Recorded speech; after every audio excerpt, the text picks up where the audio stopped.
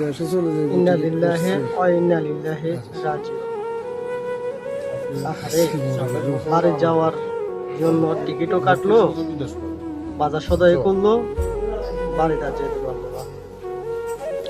মালাকুল মউত ওনাকে নিয়ে গেছে। সব কিনে গেছে, দেশে যাইবো। আল্লাহ যেন ওনাকে জান্নাতবাসী করে।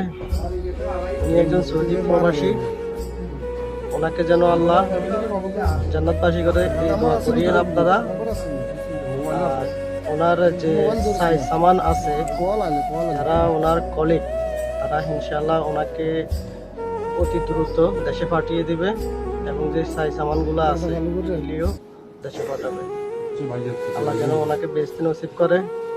সব কিছুই কেনাকাটা করলো, বাড়িতে যাবে 2 দিন পরে টিকিট, দেশে চলে যাইবো, টিকিট কাটছে। কিন্তু আর মানুষটা যেতে পারলো না, যেতে শেষ হলো তার লাশটা। আল্লাহ তার গুনাহগুলো মাফ করে দিও। আমরা প্রবাসীর জীবনটাই এমন।